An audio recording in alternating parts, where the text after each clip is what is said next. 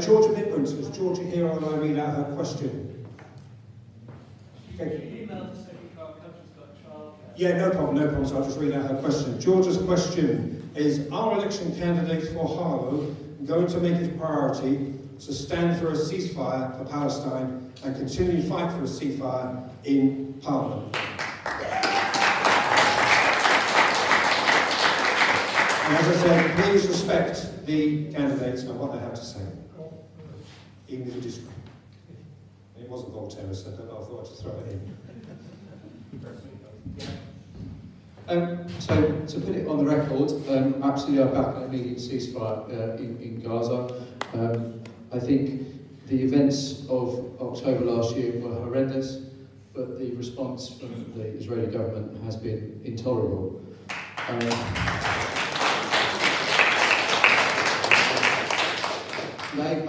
For me, there is only one solution to the crisis in the Middle East, and that's a two-state solution with a recognised Palestine and a safe Israel.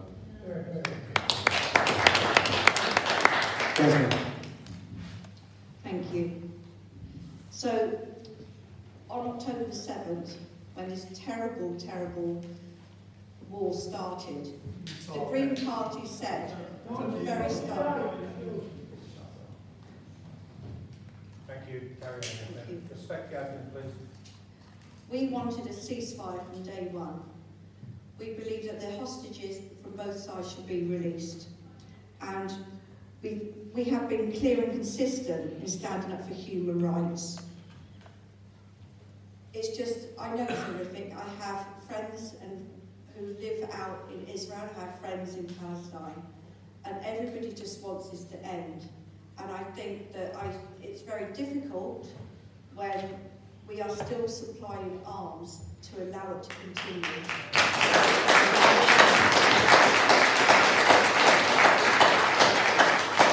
So we would be calling for a ceasefire, and we would be calling for the immediate cessation of the sales of arms. Thank you.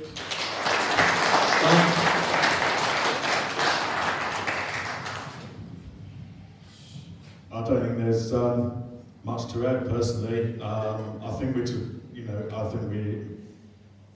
any form of war is horrific, and I think this one's been dragging on for far too long. We need, as a world, to actually get on board and finding a solution to this, because it's dragged on way too long, and anyone who thinks it just started on the 7th of October is plain wrong. It needs an agreed ceasefire, it needs a two-state solution, and we need to get round the table and do it. And if they won't get round the table, we need to make them get round the table. Brian. To answer your question directly, yes, it should be a ceasefire, bilateral ceasefire immediately. We were the first party, national party, to call for it last year. When there was a vote in Parliament, these two parties voted against it. Let me just be clear about that. These two parties voted against a ceasefire, just one record. And yes, it's a two-state solution, based on 1967 borders. And we would recognise the state of Palestine, right? And stop the sale of arms to Israel. I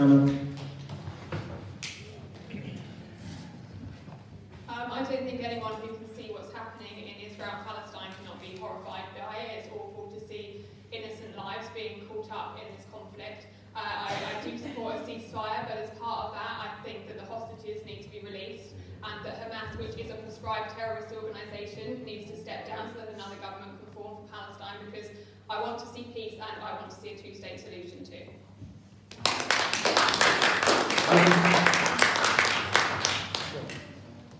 Of course we want to see a ceasefire. Who wouldn't? Who wants to see any civilians killed? But I think the premise of the question is a bit simplistic, really.